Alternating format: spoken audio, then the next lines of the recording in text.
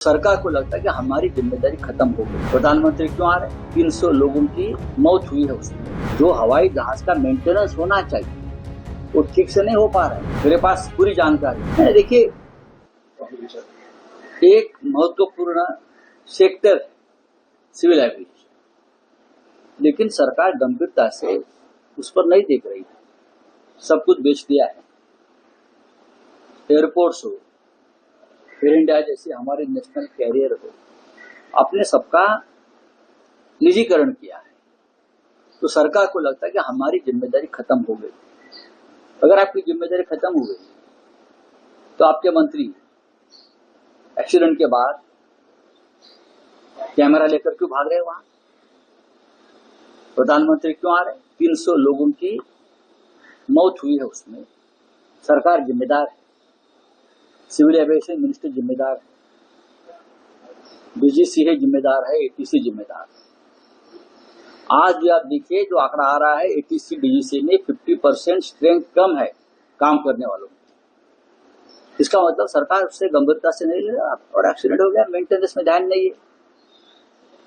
जो हवाई जहाज का मेंटेनेंस होना चाहिए वो ठीक से नहीं हो पा रहा है।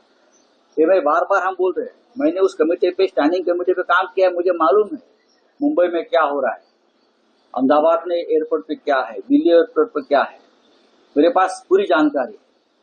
तो अगर ये लोगों की जान से खेलने का काम चल रहा है इस तरह से, तो मुझे लगता है जो एक्सीडेंट हुआ है उसकी जिम्मेदारी सरकार को लेनी पड़ेगी।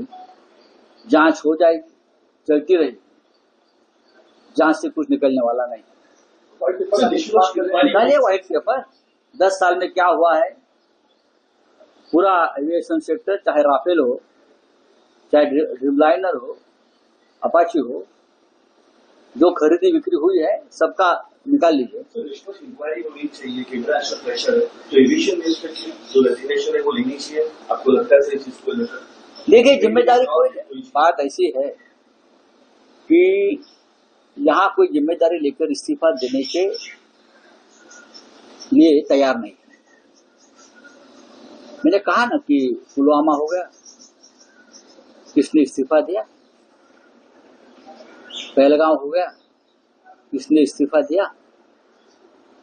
दर दिन रेलवे एक्सीडेंट हो रहे, इस्तीफा दिया? कल अहमदाबाद में हादसा हो गया, 300 लोग मारे गए, इस्तीफा दिया? केरल के समुद्र में 2 जहाज जल गए, बड़े 2 शिप जल गए। कैसे, क्या पता नहीं।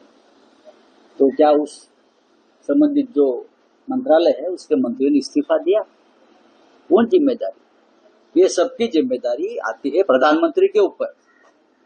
वो कैबिनेट के चीफ है ना, उनके ऊपर जिम्मेदारी है। उस बारे में 2 शब्द निकाले, इतने हादसे हुए। आप मुझे बताइए, प्रेसिडेंट ट्रंप ने एकदम हमको धमकाया, इस्तीफा दिया, क्या है? चलो, थैंक यू।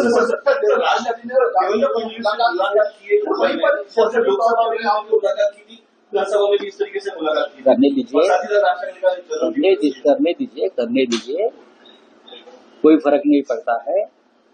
माहौल बनाना चाहते हैं लोग, देवेंद्र फडणवीस।